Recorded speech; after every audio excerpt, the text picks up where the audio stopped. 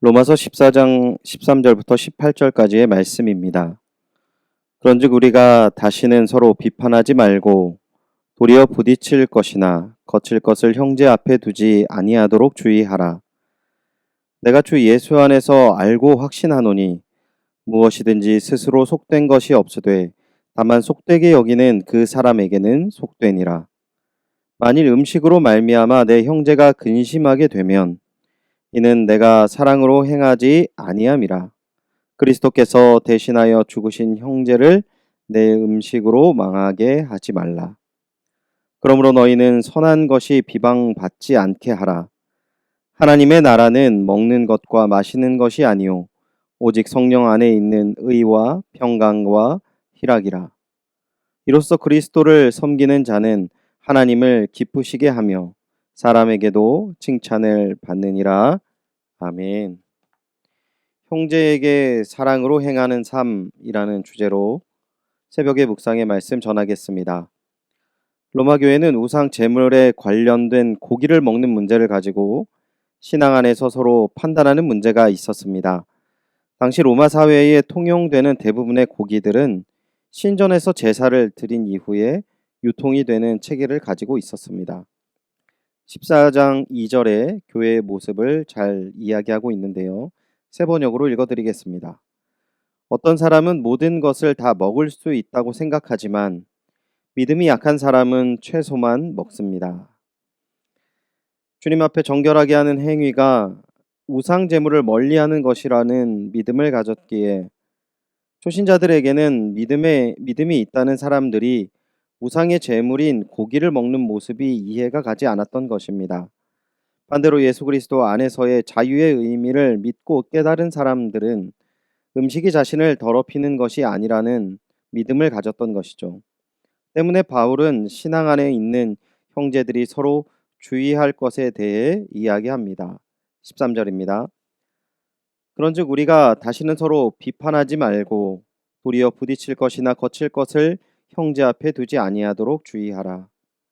서로 비판하지 말아야 한다라는 것입니다. 비판하지 말아야 할 뿐만 아니라 서로 부딪힐 수 있는 것, 거칠 것이 형제 앞에 두지 말라고 바울은 이야기합니다.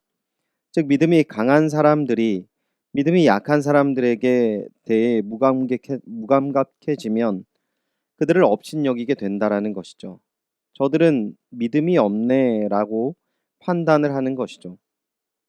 반대로 믿음이 약한 사람들이 강한 사람들에 대해 불쾌한 마음이 생기면 정죄하는 마음과 친교를 깨트리는 몰인정으로 무례한 마음을 갖게 됩니다.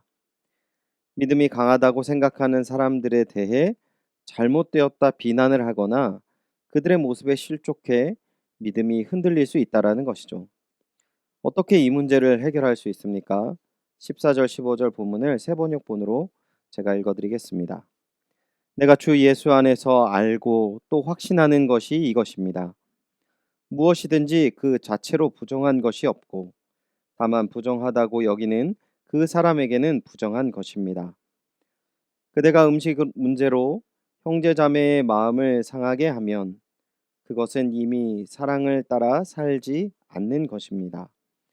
음식 문제로 그 사람을 망하게 하지 마십시오. 그리스도께서 그 사람을 위하여 죽으셨습니다.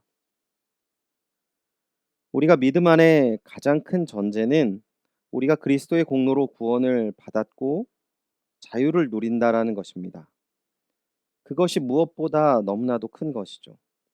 그런 관점에서 보면 음식에 관한 문제는 오히려 아주 작은 일이라고 볼 수 있는 것입니다. 때문에 형제를 위해 사랑의 마음으로 그리스도께서 우리에게 허락하신 자유를 스스로 제한하고 형제를 배려한다면 하나님을 기쁘시게 하며 다른 사람에게도 칭찬과 인정을 받을 수 있을 것입니다. 먼저 그 나라와 그 의를 구하기 위해서 우리는 타인의 문제와 부족함을 나의 마음에 품고 해결해야 함을 기억해야 합니다. 왜냐하면 그리스도께서 우리의 모든 죄의 문제를 가지고 십자가로 가셨고 그 사랑을 우리가 받았기 때문입니다. 우리는 사랑이라는 이름을 때로는 무관심할 수 있습니다. 본문에는 그러한 무관심을 이야기하지 않습니다. 한 영혼을 바라보는 하나님의 깊은 사랑의 모습을 우리가 소유하고 담기를 바라는 하나님의 기쁜 뜻이 있습니다. 하나님의 진리를 소유한 우리가 그 은혜로 말미암아 이 땅 가운데 성령 안에 있는 의와 평강과 희락을 누리기를 원하시는 것이죠. 오늘 하루 이 말씀을 기억하시고 주변의 마음에 걸리는 동역자들의 모습과 마음을 가슴에 품으시고 사랑으로 해결하시는 귀한 하루가 되시기를 주님의 이름으로 축원드립니다. 그 해결은 우리의 사랑으로 가능한 것이 아니라 그리스도의 은혜 가운데 이루어짐을 기억하시고 주님과 함께 사랑의 사역을 이루시는 귀한 하루가 되시기를 소원합니다. 기도하겠습니다. 하나님, 우리에게 지혜 주시고 지식을 주셔서 우리는 서로 옳고 그름을 판단할 수 있는 주님이 허락하신 은혜가 있습니다. 하지만 이 옳고 그름을 판단하는 것으로 말미암아 하나님 앞에 덕을 세우지 못하는 일도 너무나도 많이 있음을 고백드립니다. 하나님, 먼저 우리가 판단하는 것에 힘쓰는 것이 아니라 우리 가슴속으로 사랑의 마음을 품고 우리가 그 마음이 부족하다면 하나님 앞에 간구하여 하나님의 사랑이 우리의 삶과 우리의 공동체 가운데 그리고 하나님께서 복음을 전하시는 모든 장소에 풍성하게 뿌려지며 그 사랑으로 가득해질 수 있도록 늘 우리를 사용하여 주옵시고 그 은혜와 사랑이 늘 가득하게 하여 주시옵소서. 주님께서 부어주실 그 귀한 은혜와 사랑에 감사드리며 예수님의 이름으로 기도드리옵나이다. 아멘. 말씀을 기억하시면서 함께 기도하겠습니다. 주님, 오늘 저희에게 말씀을 믿으며 하나님을 기대하는 하루가 되게 하옵소서.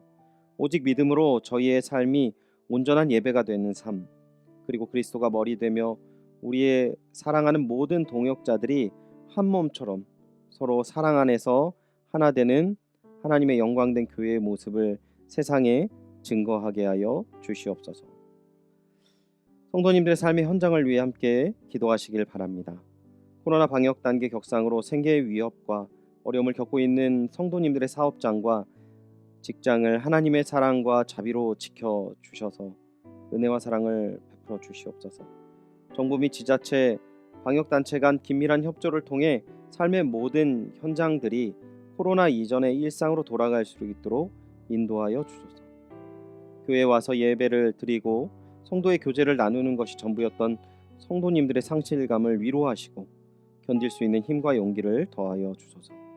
모든 성도님들을 몸과 마음의 질병으로부터 안전하게 지켜주시고 자녀들의 학교와 청년들의 앞길을 지켜주소서.